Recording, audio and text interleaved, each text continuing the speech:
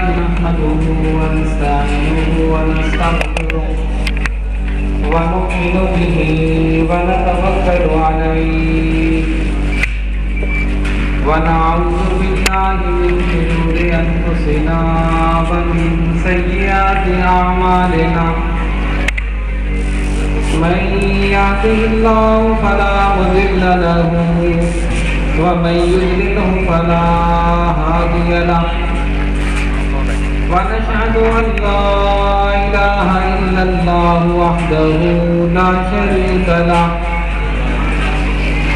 ونشهد أن سيدنا ونبينا وشفيعنا وشفاء صدورنا وغوثنا وغياثنا ومغيثنا ومعيننا وقطبنا وفريدنا ونظامنا وسراجنا وأولانا وأشرفنا ونور عيننا محمدا عبده ورسوله أما بعد فأعوذ بالله من الشيطان الرجيم بسم الله الرحمن الرحيم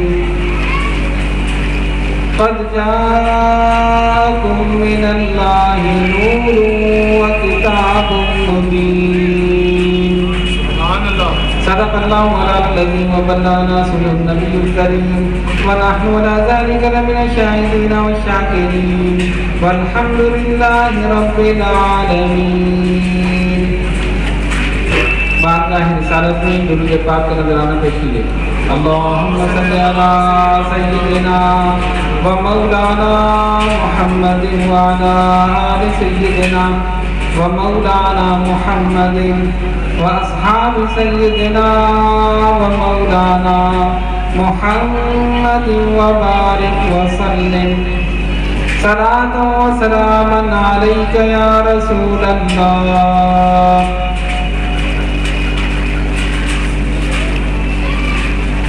نہ تخت و تاج نسیم و گوہر کی بات کرو، نہ تخت و تاج نسیم و گوہر کی بات کرو، جو خیر چاہو تو خیر البشر کی بات کرو. کیا بات ہے، سبحان اللہ سبحان اللہ سبحان اللہ.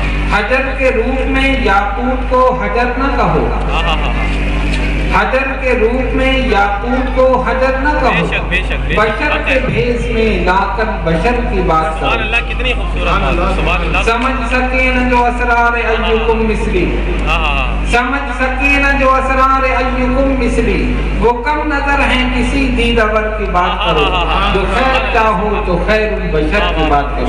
سبحان اللہ. ظہور نور یزدانی نمود شان ربانی، حق ہے حق. ظہور نور یزدانی نمود شان ربانی، خدا کا دوسرا کوئی نہ کوئی آپ کا ثانی. اور ہمارے دین کی حقانیت کے دونوں شاہد ہیں، ہمارے دین کی حقانیت کے دونوں شاہد ہیں، معین الدین اجمیری، محی الدین جیلانی. نعرہ تکبیر، نعرہ رسالت، علماء سنت. من علینا ربنا اذ بعث محمدا ایدہ بایدہ ایدنا باحمدا ارسلہ مبشرا ارسلہ ممجدا صلو علیہ دائما صلو علیہ سرمدا صلی اللہ علی النبی الامی وآلہ صلی اللہ علیہ وسلم صلاۃ و سلام علیک یا سیدی یا رسول اللہ.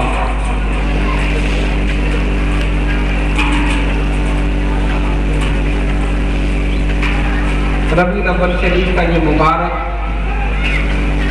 اور مقدس مہینہ اپنی رحمتوں اور برکتوں کے ساتھ جلوہ گر ہے.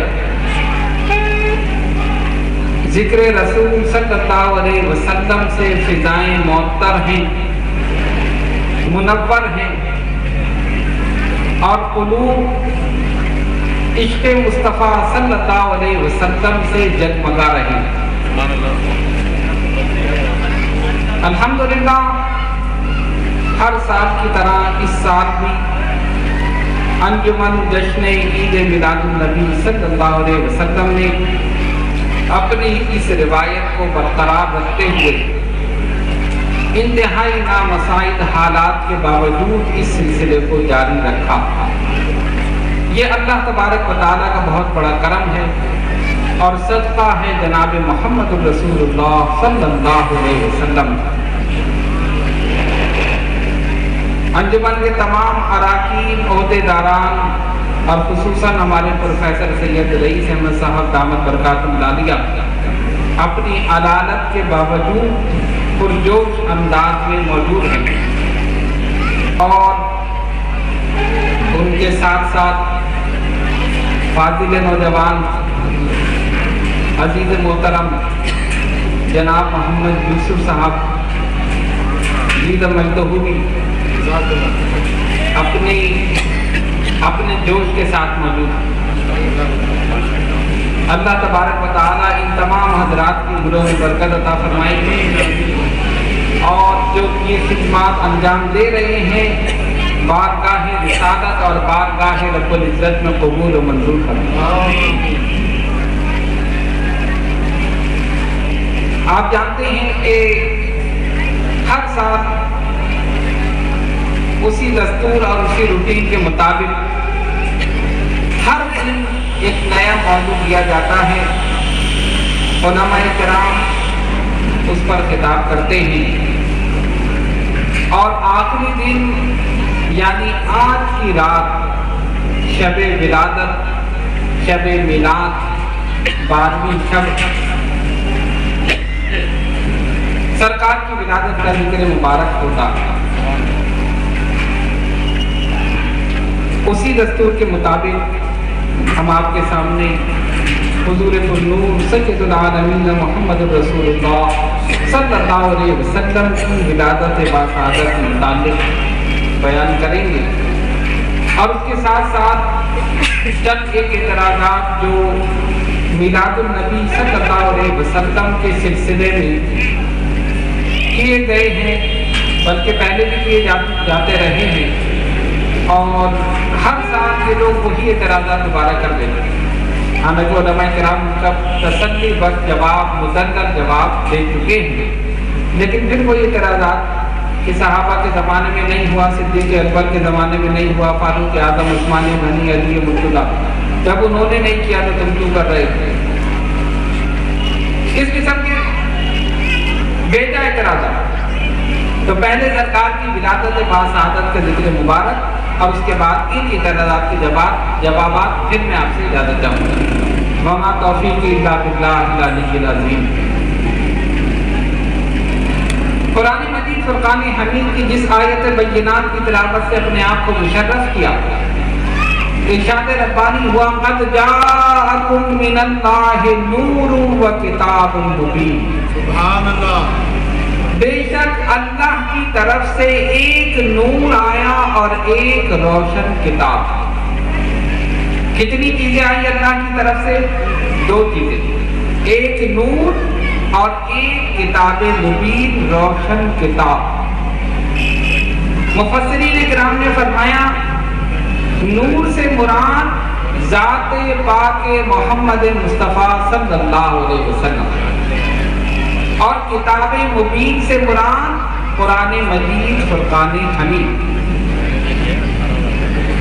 بہت سے لوگوں نے نور سے کچھ اور بھی مراد لیا، لیکن علماء کرام کا متفقہ فیصلہ یہی کہ نور سے مراد حضور کی ذات گرامی ہے، اور کتاب مبین سے مراد قرآن مجید فرقان حمید۔ اللہ تبارک و تعالیٰ کی سب سے پہلی تخلیق سرکار کا نور۔ حضور نے خود فرمایا اول ما خلق اللہ نوری، اللہ نے ہر چیز سے پہلے میرے نور کو پیدا کیا۔ اور خود حضرت جابر رضی اللہ تعالیٰ عنہ سرکار سے سوال کرتے ہیں یا رسول اللہ صلی اللہ علیہ وسلم، مجھے یہ بتائیے کہ اللہ نے ہر چیز سے پہلے کس چیز کو پیدا کیا؟ تو سرکار نے فرمایا حدیث شریف کے الفاظ یا جابر ان اللہ تعالی خلق قبل الاشیاء نور نبیک من نورہ، پھر اللہ نے ہر چیز کے پیدا کرنے سے پہلے تیرے نبی کے نور کو اپنے نور سے پیدا کیا. سبحان اللہ سبحان اللہ اپنے نور سے پیدا کیا. کیا مطلب؟ جب نہ زمین تھی، نہ آسمان، نہ چرند، نہ پرند، نہ حیوان، نہ انسان، نہ شجر، نہ حجر، جب کائنات نہیں تھی، اس وقت اللہ نے اپنے نور سے تیرے نبی کے نور کو پیدا کیا. اور ایک اور مقام پر فرمایا انا من نور اللہ والخلق کلہ من نور، میں اللہ کے نور سے ہوں اور ساری کائنات میرے نور سے. سبحان اللہ. یعنی میری تخلیق کا سبب اللہ کا نور ہے اور کائنات کی تخلیق کا سبب میرا نور ہے. اگر اللہ کا نور نہ ہوتا تو میں نہ ہوتا، اور میرا نور نہ ہوتا تو کائنات نہ ہوتا. کائنات نہ ہوتا. تو اللہ کی پہلی تخلیق نبی پاک علیہ الصلوۃ والسلام کا نور. اول ما خلق اللہ نور، سب سے پہلے میرا ہے. اب یہ نور مبارک حضرت آدم علیہ السلام کی پیشانی میں رکھا گیا. اللہ نے فرمایا اسجدوا لآدم، آدم کو سجدہ کرو. کس سے کہا؟ فرشتوں سے. انسان تو تھے نہیں بھئی، دنیا کے پہلے بشر، پہلے انسان حضرت آدم. پیشانی میں نور محمدی صلی اللہ علیہ وسلم جلوہ گر. اسجدوا لآدم، آدم کو سجدہ کرو. قرآن کہتا ہے فسجدوا الا ابلیس، سب سجدے میں گر گئے سوائے ابلیس کے. ابلیس کو جانتے ہو نا؟ نہیں جانتے؟ دیکھا ہے؟ نہیں دیکھا. دیکھا نہیں تو پھر جانتے کیسے؟ دیکھ لو گے ابھی بھی نظر آئے گا بہت سی جگہ. واہ واہ واہ واہ واہ واہ سبحان اللہ سبحان اللہ. منع کرتا ہوا نظر آئے گا، نہیں کرو یہ نہیں کرو وہ نہیں کرو، نظر آ جائے گی. یہ نشانی ابلیس. دیکھا ہے حضرت. دیکھا ہے؟ چلو ہماری صاحب نے تو دیکھ لیا، آپ نے چلو شکر ہے. تو فسجدوا الا ابلیس، سوائے ابلیس کے. فرشتے سجدے میں اور ابلیس تکبر کا پتلا بنا ہوا. فرشتوں نے سجدے سے سر اٹھایا، دیکھا ارے یہ تو بیٹھا ہے، اس کو کیا ہوا؟ وہ دوبارہ سجدے میں گئے. واہ واہ واہ. کیوں؟ شکرانے کے طور پر مولا تیرا کرم ہے کہ ہم نے اس کی طرح نہیں کیا، تیری حکم حضوری نہیں کی، پہلی مرتبہ ہی جھک گئے. سبحان اللہ. اسی لیے نماز میں 2 سجدے ہیں. پہلا سجدہ اللہ کے حکم سے ہے، دوسرا اس کے شکرانے کے طور پر. سبحان اللہ. سبحان اللہ. فرشتوں نے شکر ادا کیا. اب اللہ نے دیکھا کہ اس نے سجدہ نہیں کیا. اللہ نے فرمایا قال ما منعک الا تسجد اذا امرتک، کس چیز نے تجھے منع کیا جب ہم نے حکم دیا تھا کہ سجدہ کرو؟ کون سی چیز تھی جس نے تجھے روکا، جس نے تجھے منع کیا سجدہ کرنے سے؟ تو اس نے کیا کہا؟ اس نے کہا انا خیر منہ، میں اس سے بہتر ہوں. میں اس سے بہتر ہوں. کس سے؟ حضرت آدم علیہ السلام سے. ان کا پتلا، ان کا جسد مبارک جو تیار تھا. انا خیر منہ، میں اس سے بہتر ہوں. اس نے یہ سوچا ہوگا کہ آدم تو پیدا ہوئے مٹی سے اور میں پیدا ہوا آگ سے. مٹی کی خاصیت ہے اسے پھینکو تو نیچے کی طرف جاتی ہے، اور آگ کو جلاؤ تو اوپر کی طرف جاتی ہے. ہو سکتا ہے کہ ابلیس نے یہ سوچا ہو کہ میں اس چیز سے پیدا ہوا ہوں جو اوپر کی طرف جاتی ہے، اور آدم اس چیز سے پیدا ہوئے جو نیچے کی طرف جاتی ہے، تو میں اعلیٰ ہو کر، افضل ہو کر ادنا کو کیسے سجدہ کروں؟ غرور کیا، تکبر کیا، سجدہ نہیں کیا. اللہ نے فرمایا فاخرج منها فإنك رجيم وإن عليك اللعنة إلى يوم الدين. نکل جا تو مردود ہے، قیامت تک تجھ پر لعنت اور ملامت. نکل. اب علماء کرام فرماتے ہیں بتاؤ، اللہ تعالیٰ نے جبریل کو، اللہ تعالیٰ نے ابلیس کو جو مردود کیا، کیوں؟ وجہ کیا تھی؟ کون سی ایسی بڑی غلطی تھی؟ کیا اس لیے کہ اس نے آدم کو سجدہ نہیں کیا؟ اس وجہ سے، حالانکہ وہ عالم تھا. کتنا بڑا عالم؟ فرشتوں کا استاد. انسانوں کا استاد نہیں، فرشتوں کو پڑھانے والا ٹیچر آف اینجل. فرشتوں کو جو پڑھائے کتنا بڑا عالم ہوگا. اور عابد اتنا بڑا تھا کہ 6 کروڑ برس اس نے اللہ کی عبادت کی. 6 کروڑ برس. اب غور کرو، اللہ نے اس کے عالم ہونے کو دیکھا نہیں، اس کے عابد ہونے کو دیکھا، اس کے مواہب ہونے کو دیکھا نہیں. علماء فرماتے ہیں اللہ نے نہ عابد ہونے کو دیکھا، نہ عالم ہونے کو دیکھا، نہ مواہب ہونے کو دیکھا، بس یہ دیکھا کہ اس نے میرے نبی کے نور کی تعظیم نہیں کی. اسی وقت مردود کر کے نکال دیا. فرماتے مردود کیا ہوا؟ اس لیے ہوا، اس لیے نہیں کہ آدم کو کی تعظیم نہیں کی، اس لیے ہوا آدم کی پیشانی میں نور محمدی صلی اللہ علیہ وسلم جلوہ کرتا، اس کی تعظیم. اچھا فرشتوں نے کیا کیا؟ تعظیم کی، بچ گئے. اس نے تعظیم نہیں کی، مردود ہو گیا. وہیں سے 2 نظریے چل پڑے. ابتدا سے 2 نظریے چل پڑے. ایک وہ ہیں جو تعظیم کرتے ہیں اور ایک وہ ہیں جو تعظیم نہیں کرتے. ایک وہ ہیں جو فرشتوں کے نقش قدم پر ہیں اور ایک وہ ہیں جو شیطان کے نقش قدم پر ہیں. تو اب یہیں سے دیکھ لو، جو رسول کی تعظیم کر رہے ہیں فرشتوں کے نقش قدم پر ہیں، فرشتے تعظیم کی وجہ سے بچ گئے، تو جو آج بھی تعظیم کرے گا وہ بھی بچ جائے. اور شیطان نے تعظیم نہیں کی، انکار کر دیا، تکبر کا پتلا بن گیا. تو آج بھی جو تکبر کا پتلا بنے گا اور نبی کی تعظیم نہیں کرے گا، جو شیطان کا حشر وہی اس کا حشر. ٹھیک ہے نا؟ تو اب اس کے نقش قدم پر چلنا ہے. بتائیے شیطان کے فرشتوں کے نقش قدم پر. ہاں شیطان کے نقش قدم پر نہیں چلنا، ورنہ وہی حشر ہوگا جو اس کا ہو رہا.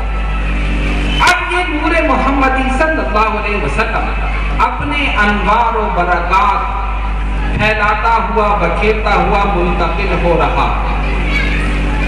مسلسل منتقل ہوتا رہے گا نیک بندوں میں، خدا کے مرضیوں پیغمبروں میں، حق پرستوں میں.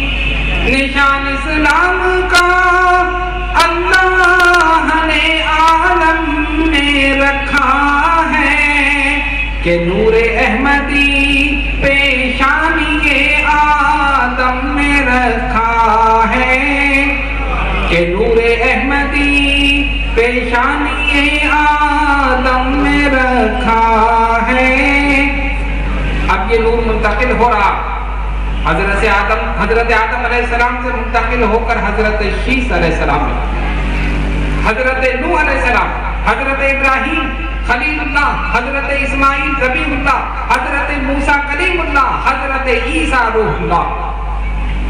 جس نبی کے سلف میں نور آتا تھا اس کی پیشانی چمکنے لگتی، اس کے جسم سے خوشبو آنے لگتی.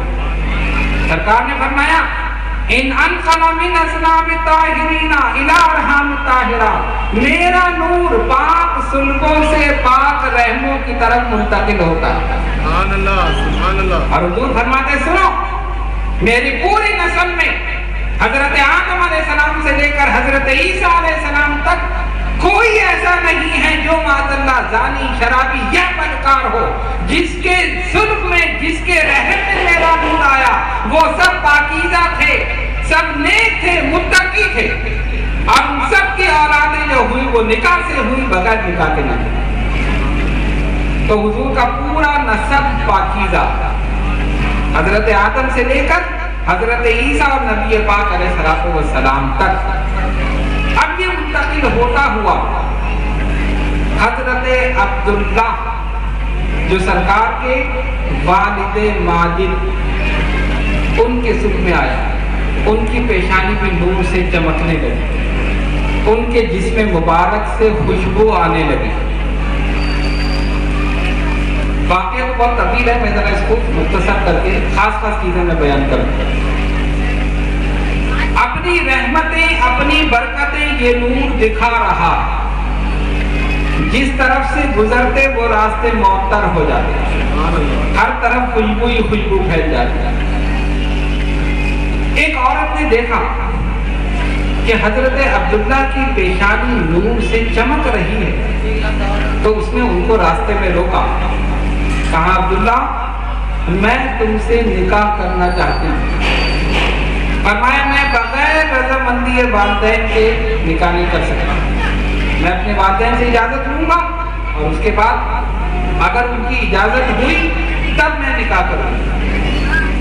بات آئی گئی ہو گئی، خود عرصے بعد ہی حضرت عبداللہ کا نکاح حضرت سیدہ طیبہ طاہرہ آمنہ رضی اللہ تعالیٰ عنہ سے ہو گئی. اور وہ نور جو اپنی روشنی اپنے انوار اپنے برکات اپنی تجلیات پھیلاتا ہوا حضرت آدم سے چلا تھا، حضرت عبداللہ تک پہنچا تھا، منتقل ہو گیا حضرت آمنہ رضی اللہ تعالیٰ عنہ. اب جب وہ نور منتقل ہوا اور اس کے بعد حضرت عبداللہ اسی راستے سے گزرے جس راستے پر وہ عورت رہتی تھی. اس نے آپ کو دیکھا لیکن آپ سے کوئی کلام نہیں کیا، کوئی بات نہیں کی، کوئی گفتگو نہیں کی. آپ کو بڑی حیرانی ہوئی. فرمایا پہلے تو تم نے مجھے نکاح کا پیغام دیا تھا، تم نے بڑی بےتابی کا اظہار کیا تھا، بڑی بے چینی کا اظہار کیا تھا، اب کیا ہوا؟ تو اس نے کیا کہا؟ اس نے کہا عبداللہ وہ جس کے نور سے تیری چمکتی تھی یہ پیشانی، اسی کی تھی میں طالب اور اسی کی تھی میں دیوانی، مگر میں رہ گئی محروم قسمت میری پھوٹی ہے، سنا ہے آمنہ نے وہ نعمت تجھ سے لوٹی ہے.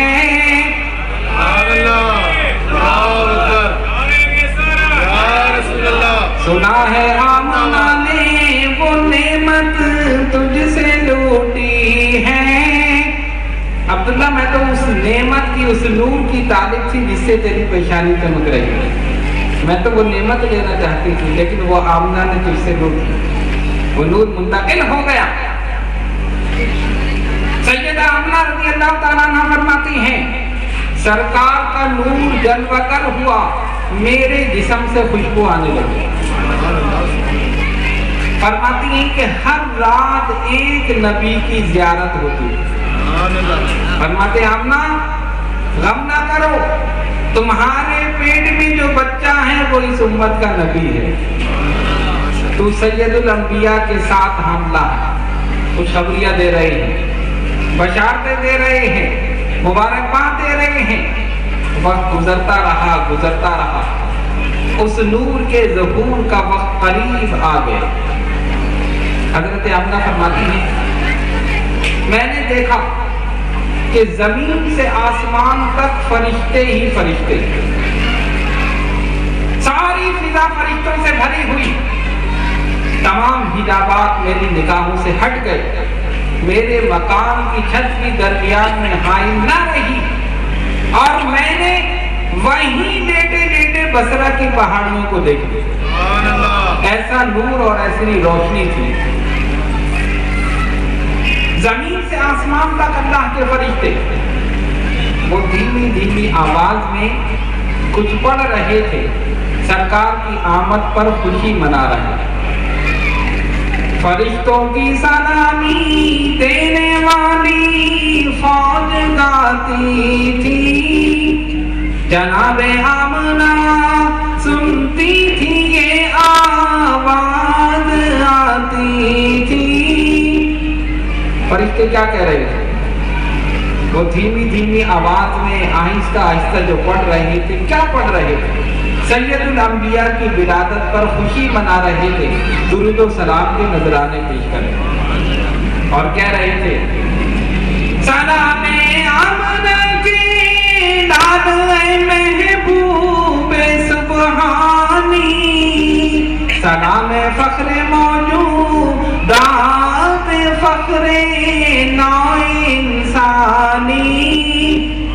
نام فخر موجودات فخر نو انسانی. حضور کی آمد پر خوشی منا رہے. فرماتی پھر میں نے دیکھا کہ میرا کمرہ حسین و جمیل عورتوں سے بھر گیا. میں حیران ہوں یہ کون سی عورتیں ہیں اور کہاں سے آ گئی ہیں. اچانک ایک عورت آگے بڑھی, اس نے مجھے سلام کیا اور کہا آمنہ میں حوا ہوں حضرت آدم علیہ السلام کی دودے مدر. دوسری نے کہا میں مریم ہوں حضرت عیسیٰ علیہ السلام کی والدہ. تیسری نے کہا میں فرعون کی بیوی آسیہ ہوں. اسی طرح وہ آگے بڑھتی رہی, اپنا تعارف کراتی رہی اور کہا باقی یہ جتنی بھی ہیں یہ سب جنت کی حوریں ہیں, اللہ نے ہمیں تمہاری خدمت کے لیے بھیجا. سبحان اللہ, سبحان اللہ. جس عورت کی خدمت کے لیے جنت سے حوریں آ جائیں, جنت کی سردار عورتیں آ جائیں, اس کے اپنا مقدر اور اپنا مقام کیا ہے. سرکار دو عالم علیہ السلام کی ولادت ہوئی, نور ہی نور پھیل گئے. کسی قسم کی کوئی غلاظت آپ کے جسم مبارک پر نہیں لگی. نور ہی نور, ہر طرف نور ہی نور, روشنی ہی روشنی تھی. حضرت عبد المطلب فرماتے ہیں کہ میں حرم میں تھا, میں نے دیکھا کہ اچانک شور ہوا, تو میں نے پوچھا کہ یہ کیا شور ہے. انہوں نے کہا سردار مکہ جتنے بت حرم میں تھے سب کے سب اوندھے منہ گر گئے. جتنے بت تھے سب اوندھے منہ گر گئے. اور عجیب بات ہے کہ ہم ایک کو سیدھا کر کے دوسرے کے پاس جاتے ہیں, یہ پھر گر جاتا ہے, اس کو اٹھا کے تیسرے کے پاس جاتے ہیں, پھر گر جاتے ہیں. پھر فرماتے میں نے دیکھا کہ بیت اللہ اس مقام کی طرف بار بار جھکتا تھا جہاں سرکار کی ولادت ہوئی. کعبہ بھی کچھ ہو رہا تھا کہ مجھے بتوں سے پاک کرنے والا آ گیا ہے, میری عظمت کو چار چاند لگانے والا آ گیا. کعبہ کہاں جھک رہا تھا؟ اس مقام کی طرف جہاں سرکار کی ولادت ہوئی. اور ہم سب کہاں جھکتے ہیں؟ کعبے کی طرف. ہم سب کعبے کی طرف. کیوں؟ ہمارا قبلہ کعبہ ہے اور کعبے کا قبلہ رسول اللہ صلی اللہ علیہ وسلم. ہم کعبے کی طرف جھکتے ہیں, کعبہ رسول کی طرف جھکتا ہے. اسی لیے امام اہل سنت نے فرما دیا تھا حاجیوں شہنشاہ کا روضہ دیکھو, کعبہ تو دیکھ چکے, اب کعبے کا کعبہ دیکھو. نعرہ تکبیر, نعرہ رسالت, علماء سنت. کعبہ تو دیکھ چکے, اب کعبے کا کعبہ دیکھو. تم نے اس کو دیکھ لیا جس کی طرف تم جھکتے ہو, اب آؤ اس کا روضہ دیکھو جس کی جانب کعبہ بھی جھکتا. سبحان اللہ, سبحان اللہ. عرب میں ایک قاعدہ تھا, دیہات سے عورتیں آتی تھیں اور جو بچے نومولود پیدا ہوتے تھے ان کو لے جاتے تھے. ان کے والدین ان عورتوں کو پیسے دیا کرتے تھے, ہمارے بچوں کی پرورش کرو.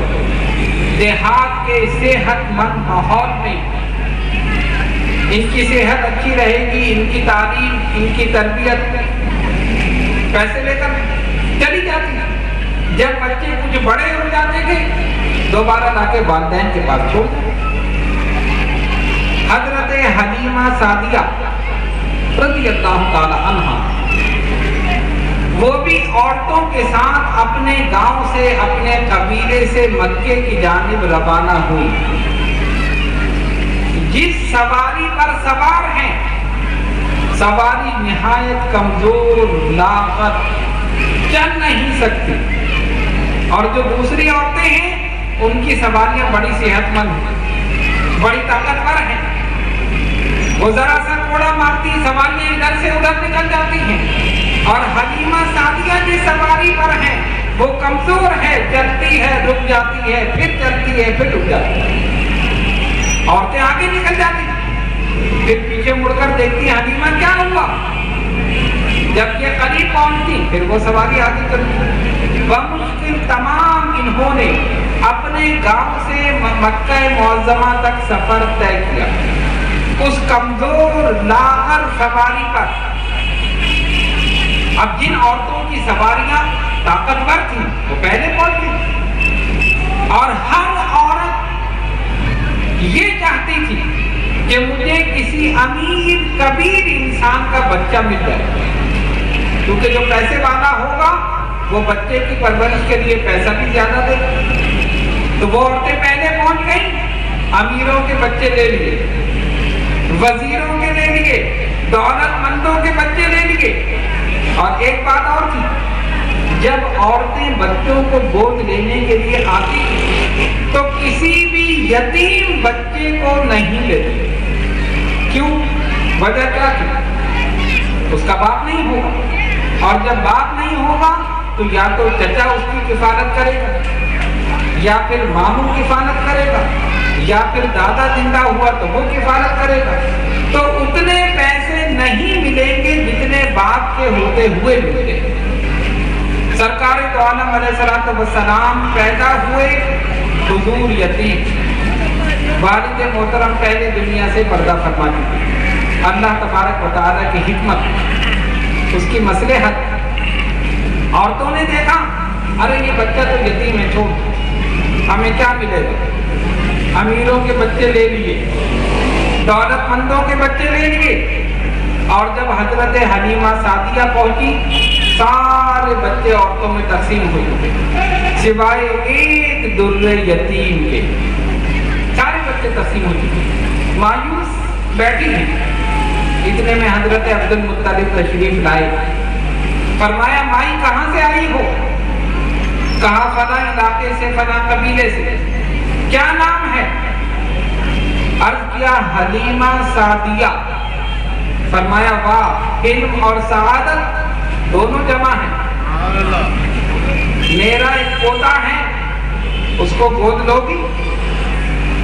لیکن یاد رکھو وہ یتیم ہے، اس کا باپ انتقال کر گیا.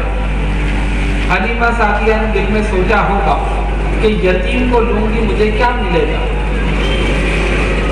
عبد المطلب سے عرض کیا میں اپنے شوہر سے مشورہ کر لوں پھر میں آپ کو بتاتا ہوں. اپنے شوہر حارث کے پاس گئی. کہا دیکھو جتنے بھی بچے تھے جو دولت مندوں کے، امیروں کے، یہ ساری عورتوں نے لے لیے، صرف ایک یتیم بچہ ہے، اگر تم کہو تو میں اس کو لے لوں. لیکن تم جانتے ہو یتیم بچے سے ہمیں کیا ملے گا؟ اس کا دادا موجود ہے، وہ کفالت کرے گا، تو ہمیں پیسے کم ملیں گے. ان کے شوہر حارث نے کہا حلیمہ خالی جانے سے بہتر ہے ہم کسی کو ساتھ لے لیں. خالی جانے سے بہتر ہے ہم لے جائیں. حلیمہ اور ان کے شوہر تو یہ سوچ رہے تھے یتیم سے کیا ملے گا. مشیت ربانی مسکرا رہی ہوگی حلیمہ اسی کے دم سے تو سب کچھ ہے. تم تو یہ سمجھ رہی ہو کہ اس سے کیا ملے گا. ارے میرے رسول کو لے جا کر دیکھو، ان کے قدم وہاں لگیں گے، برکتیں اپنا ڈیرا وہیں جما لیں گے، رحمتیں وہیں نازل ہو جائیں گی جہاں میرے رسول تشریف فرما ہو. شوہر نے کہا خالی جانے سے بہتر اسی بچے کو لے لے. کہا ٹھیک ہے. واپس آئیں، حضرت عبد المطلب سے کہا ٹھیک ہے جو آپ کا پوتا ہے یتیم ہے، میں اس کو لینے کے لیے تیار ہوں، آؤ میرے ساتھ. اپنے ساتھ لے کر حضرت آمنہ کے پاس گئے. آمنہ یہ عورت آئی ہے، اس کا نام حلیمہ سعدیہ ہے، یہ میرے پوتے محمد صلی اللہ علیہ وسلم، ان کو لینے کے لیے تیار ہے. انہوں نے اٹھا کر سرکار کو دیا. حلیمہ سعدیہ نے حضور کو گود میں لیا. سرکار مسکرا دیے. حلیمہ سعدیہ کو دیکھ کر مسکرا دیے. حضور مسکرائے ہوں گے، روشنی ہی روشنی پھیل گئی، روشنی ہی روشنی. صحابہ کہتے ہیں سرکار کی کیفیت یہ تھی کہ جب میرے آقا صلی اللہ علیہ وسلم مسکراتے تھے تو حضور کے دندان مبارک سے روشنی نکلتی تھی، ایسا محسوس ہوتا تھا کہ دن ہو گئے. حلیمہ سعدیہ رضی اللہ تعالیٰ عنہ نے حضور کو گود میں لیا، مبارک چہرے سے کپڑا ہٹایا، دیکھا حضور نے مقدس نورانی آنکھیں کھول دی اور حلیمہ سعدیہ کو دیکھ کر مسکرایا.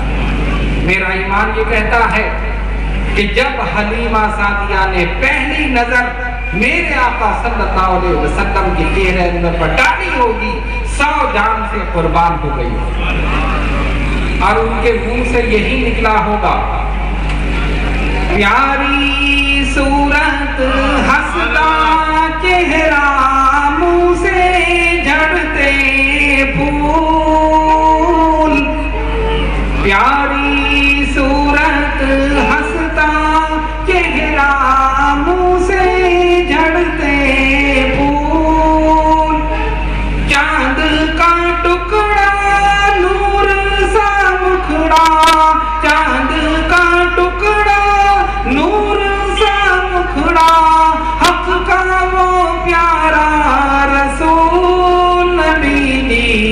अल्लाह अल्लाह अल्लाहू ला इलाहा इल्लाहू, अल्लाह अल्लाह अल्लाहू ला इलाहा इल्लाहू। 100 जान से कुर्बान हो गई, आका को लिया और अपने सीने से लगा दिया। गोया हलीमा की गोद में कौनैन की दौड़ आ गई और लेकर अपने शौहर हारिस के पास आई। दोनों सवारी पर सवार हुए। सरकार ने सवारी पर कदम रखा, रौनक अफरोज हुए, सवारी खुशी से उछलने लगी। वो भी जानती हैं कि मेरे ऊपर कौनैन का ताजदार सवार है, हबीब किरदार सवार है, अहमद मुख्तार सवार है, दो आलम का ताजदार सवार है, अपने मुकद्दर पर नाज कर रही है और उसको रोको तो रुकने का नाम नहीं दे। मेरे रसूल सल्लल्लाहु अलैहि वसल्लम हलीमा सादिया की गोद में है, सवारी पर है। सवारी ने दौड़ना शुरू कर दिया, भागना शुरू कर दिया। औरतें जो आगे थी वो पीछे रह गई, सवारी आगे बढ़ गई। हैरान हुई जब आ रहे थे तो हलीमा की सवारी तो कमजोर थी, लाकर थी, चल नहीं सकती थी। पूछती हलीमा क्या हुआ, क्या सवारी बदल ली है? हलीमा ने कहा सवारी नहीं बदली, सवार बदल गया। ये सवार की बरकत है कि वो कमजोर लाकर सवारी इतनी तेज हो गई, ताकतवर हो गई, सारी औरतें पीछे रह गई, हलीमा की सवारी आगे बढ़ गई। और पहले क्या था, उनके गांव में कहत साली थी, खिजा थी।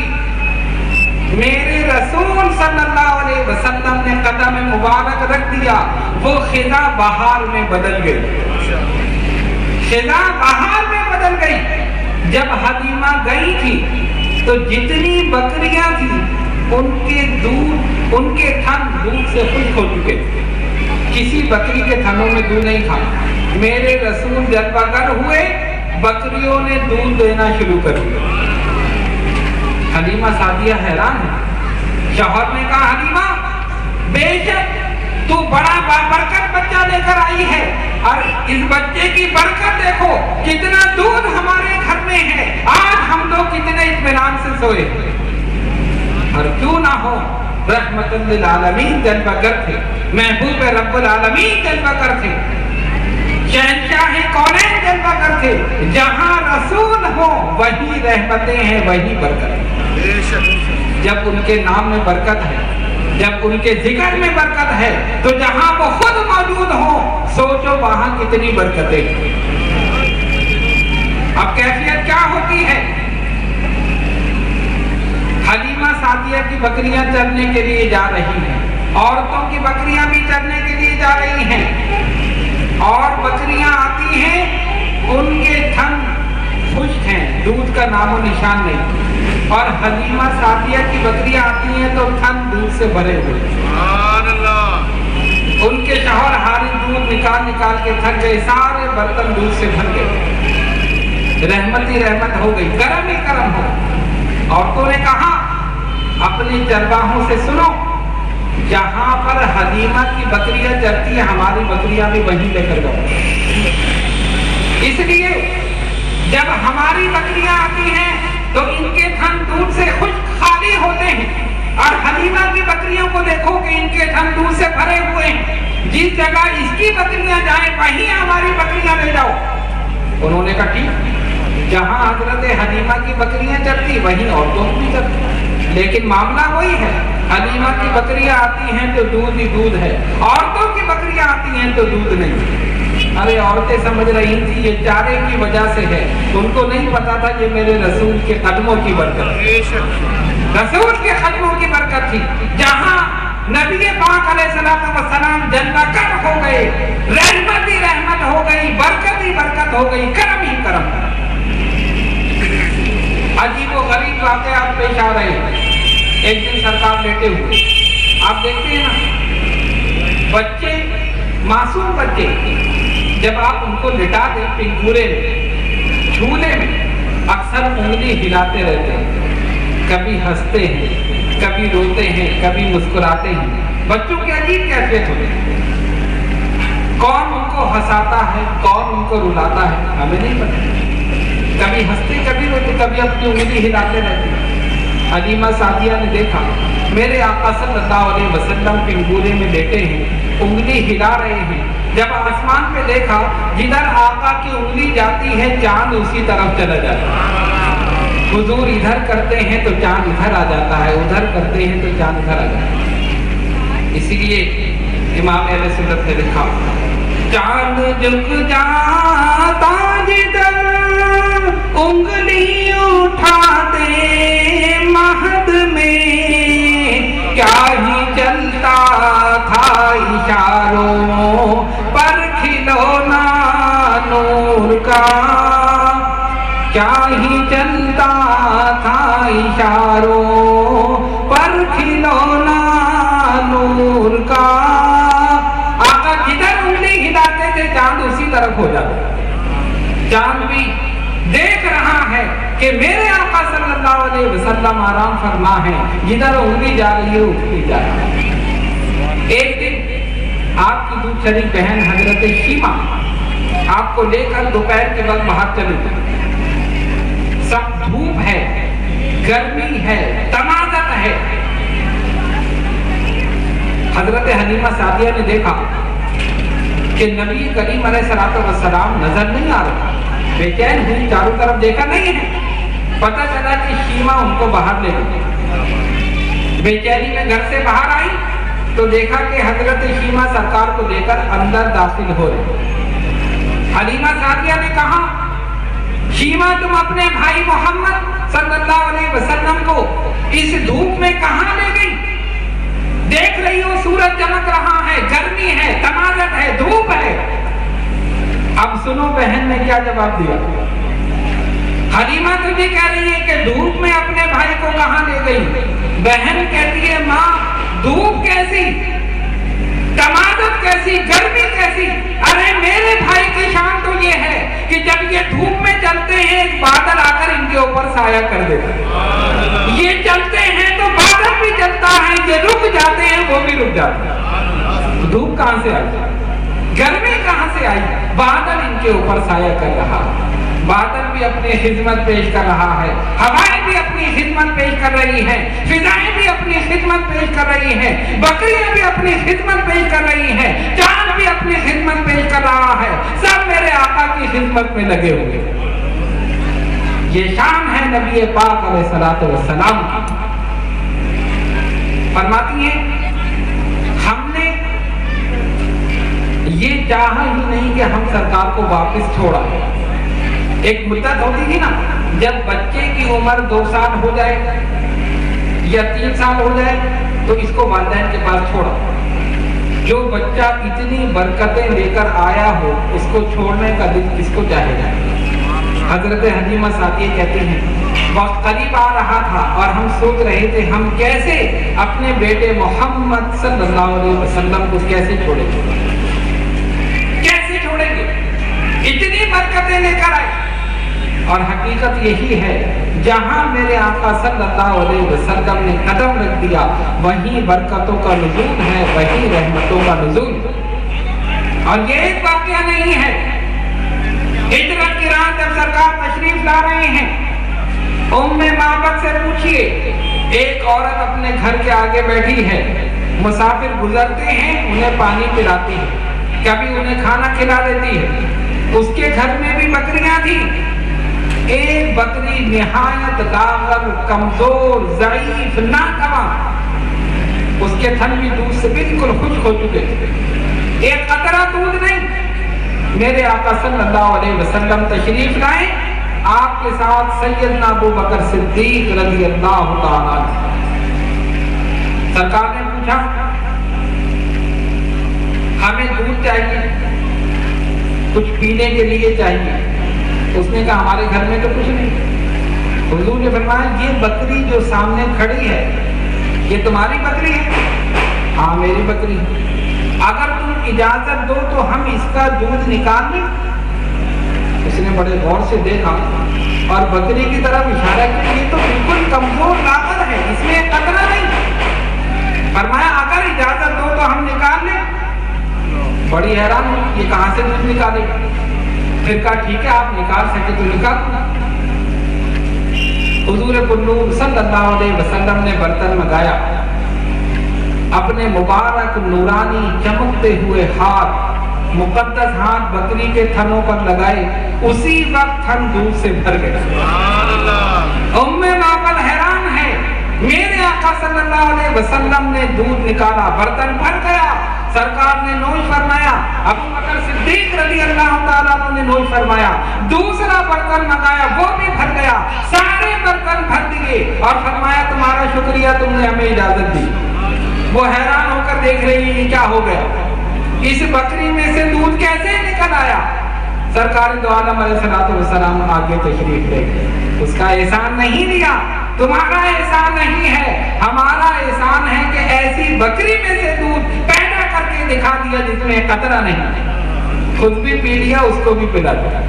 اس کے گھر کے سارے برتن بھر گئے اور جب شوہر شام کو آتا ہے حیران ہو کے کہتا ہے ام معبد یہ دودھ کی نہریں کہاں سے بہ گئی؟ ارے ہماری بکریوں کے تھنوں میں تو دودھ نہیں تھا۔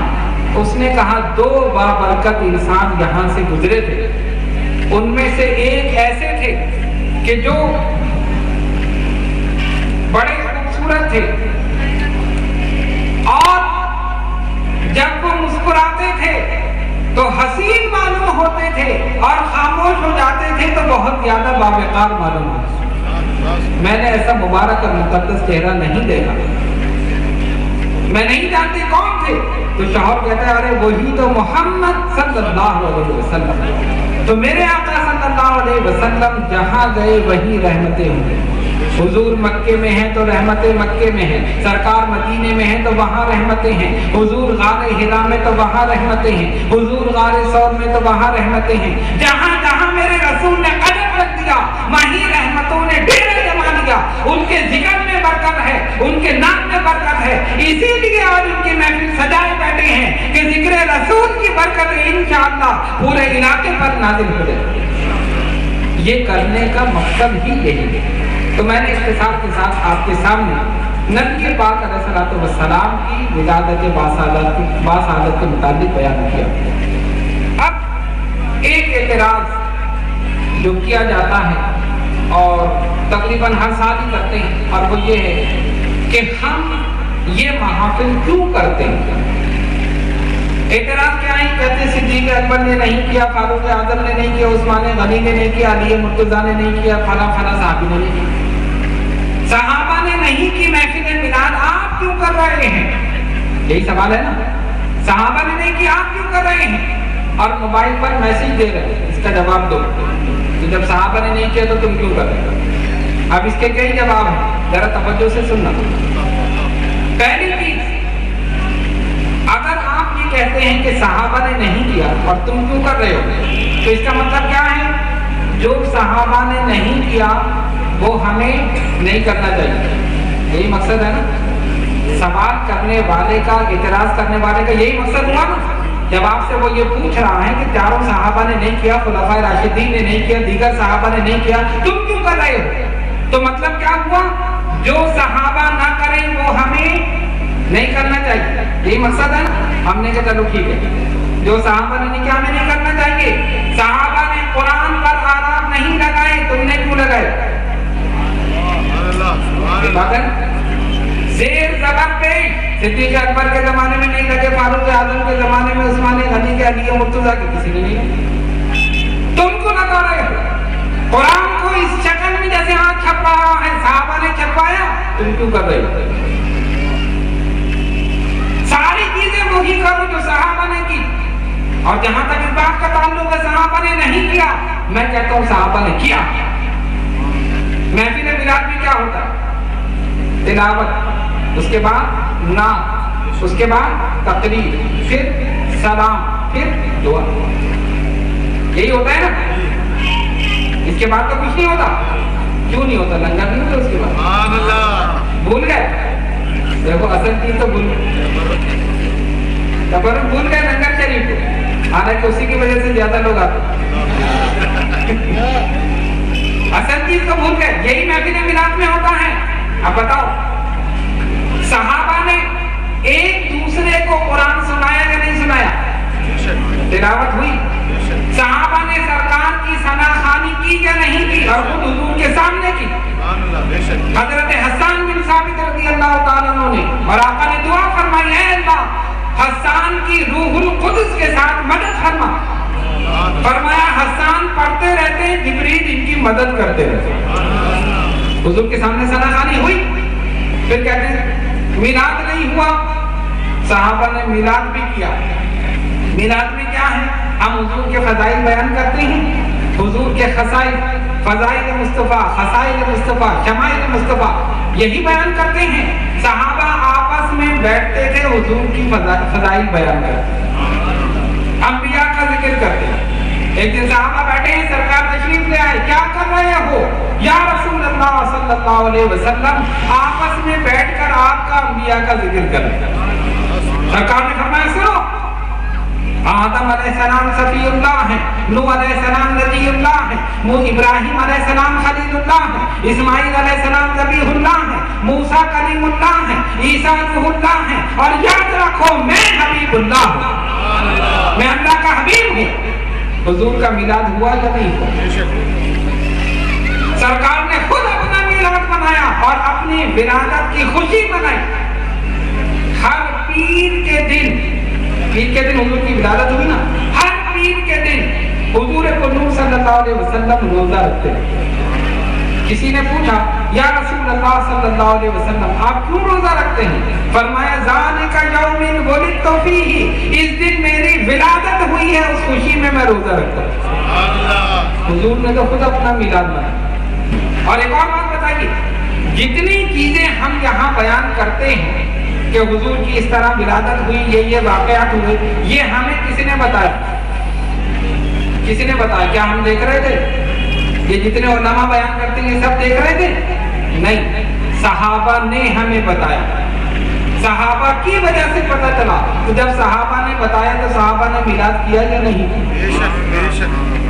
یہی چیزیں جو صحابہ متفرق طور پر کرتے رہے، ہم نے سب کو ایک جگہ جمع کر دیا تو تم نے کہہ دیا یہ حرام۔ صحابہ نے تلاوت کی، صحابہ نے ثنا خوانی کی، صحابہ نے حضور کا ذکر مبارک کیا، حضور کے فضائل بیان کیے، ان سب کو ہم نے جمع کر دیا، ایک ہی نشست میں جمع کر دیا، تم نے کہہ دیا یہ غلط ہے، یوم ولادت منانا غلط ہے۔ اچھا ایک بات بتاؤ، قائد اعظم کا یوم ولادت مناتے ہیں؟ کیا تاریخ ہے؟ 25 دسمبر۔ 25 دسمبر کو قائد اعظم پیدا ہوئے، کیوں مناتے ہو؟ ہم پہ کون سا احسان ہے ان کا؟ کہنے جی پاکستان بنایا، بر صغیر کے مسلمانوں کو آزادی، ہمارے محسن ہیں جس نے بر صغیر کے مسلمانوں کو آزادی دی، اس کا یوم ولادت منانا جائز ہے، اور جس نے پوری کائنات کے انسانوں کو آزادی دی اس کا یوم ولادت منانا حرام ہے۔ جو محسن پاکستان ہے اس کا یوم ولادت جائز ہے، اور جو محسن انسانیت ہے اس کا یوم ولادت ناجائز ہے۔ کیسا انصاف ہے؟ کیسا انصاف ہے؟ اگر اچھا پھر کہتے نہیں سلام پہ تم کھڑے ہو جاتے، ہم نے کہا کہ بتاؤ قومی ترانے پہ کھڑے ہوتے ہو، بدعت ہے یا نہیں؟ کسی نے فتویٰ لگایا کہ پاکستان کے قومی ترانے پہ کھڑا ہونا بدعت ہے؟ لگائے فتویٰ بند ہو جائے گا، نہیں لگائے۔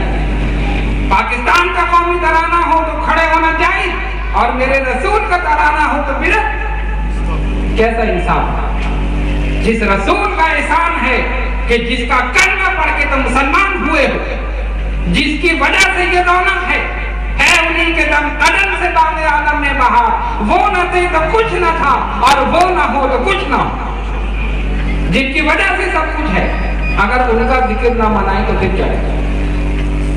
اس لیے مناتے ہیں، قرآن نے ہمیں حکم دیا وَأَمَّا بِنِعْمَتِ رَبِّكَ فَحَدِّثْ، اور تم اپنے رب کی نعمتوں کا خوب چرچا کرو۔ تو رب کی جتنی نعمتیں ہیں پوری کائنات میں، ان تمام نعمتوں کی اصل اور ان تمام نعمتوں کا سبب اگر ہے تو ذات پاک محمد مصطفیٰ صلی اللہ علیہ وسلم۔ صحابہ کرام رضوان اللہ تعالیٰ علیہ مجمعین نے محفل میلاد منعقد کی، انہوں نے تلاوت بھی کی، انہوں نے سرکار کی ثناخوانی بھی کی، انہوں نے حضور کے فضائل و مناقب بھی بیان کیے، انہوں نے سرکار کی بارگاہ میں صلاۃ السلام کا نذرانہ بھی پیش کیا، انہوں نے دعا بھی کی، انہوں نے لنگر بھی چلایا۔ آخری بات کر کے اپنی گفتگو کو ختم کروں، ہم کیوں کر رہے ہیں؟ کیا ولی اللہ محدث دہلوی رحمۃ اللہ علیہ، جس کو ہم بھی مانتے ہیں اور مخالفین بھی مانتے ہیں، فرماتے میرے والد شیخ عبدالرحیم رحمۃ اللہ تعالیٰ علیہ ہر سال محفل میلاد منعقد کرتے تھے اور کھانا پکاتے تھے، فاتحہ دیتے تھے، تقسیم کرتے تھے، کھلاتے تھے۔ فرماتے ہیں قحط سالی کی وجہ سے ایک سال ایسا ہوا کہ کچھ نہ رہا کہ ہم پکائیں اور کھلائیں، بھنے ہوئے چنے کہیں سے مل گئے، سرکار کا میلاد کیا، وہی چنے سامنے رکھے، اسی پر فاتحہ دی اور تقسیم کر دی۔ رات ہوئی، سرکار دو عالم علیہ السلام کی زیارت ہوئی، دیکھا کہ حضور کے سامنے وہی چنے رکھے ہوئے ہیں اور سرکار تناول فرما رہے ہیں۔ سرکار نے قبول فرما لیا کہ اگر یہ بنے ہوئے چنے ہیں لیکن خلوص کے ساتھ ہیں، محبت کے ساتھ ہیں، حضور نے قبول فرما لیا۔ تو پتہ نہیں چلا کہ ہم جہاں بھی، جس وقت بھی، جس مقام پر بھی محفل میلاد منعقد کرتے ہیں، ہم اس خیال سے کرتے ہیں، اس یقین کے ساتھ کرتے ہیں کہ آقا دو جہاں صلی اللہ علیہ وسلم اس محفل کو سن بھی رہے ہیں، دیکھ بھی رہے ہیں اور اپنے فیضان سے مستفید بھی فرما رہے ہیں۔ علامہ جلال الدین سیوطی رحمۃ اللہ علیہ، ابن حجر اسقلانی، یہ سب یہ فرماتے ہیں کہ جہاں محفل میلاد منعقد ہوتی ہے اللہ کی رحمتیں برکتیں وہیں پر نازل ہوتی ہیں۔ تو ان محافل کے منعقد کرنے کا مقصد یہی ہے۔ علماء اکرام ان اعتراضات کے جوابات دے چکے ہیں، لیکن پھر ہر سال انہی اعتراضات کو ریپیٹ کر دیا جاتا ہے۔ آپ اپنے عقیدے پر مستحکم رہیے، اپنے عقیدے پر قائم رہیے اور نبی پاک علیہ الصلوۃ والسلام کی محبت سے اپنے قلوب کو جگمگاتے رہیے، انشاءاللہ تعالی یہاں بھی کامیاب اور وہاں بھی کامیاب۔ اللہ تبارک و تعالی ہم سب کو اسی مسلک حق اہل سنت و جماعت پر زندہ رکھے اور اسی پر موت عطا فرمائے۔ آخر میں مرکزی جشن عید میلاد النبی صلی اللہ علیہ وسلم کے تمام اراکین، ان کے معاونین اور جتنے بھی ان کے جو حضرات یہاں تشریف لائے خلوص اور محبت کے ساتھ، پورے 12 روز انہوں نے 10 روز انہوں نے یہ ذکر مبارک سنا، اللہ تبارک و تعالی ان سب کے علم میں، عمل میں، عمر میں برکت عطا فرمائے اور نبی پاک علیہ السلام کی سچی محبت ہمارے دلوں میں پیدا فرمائے۔ اے اللہ ہم اسی محبت میں زندہ رہیں اور اسی محبت میں موت عطا فرمائے۔ وآخر دعوانا الحمدللہ رب العالمین۔ اب کارکنوں کی حوصلہ افزائی کے لیے حضرت کے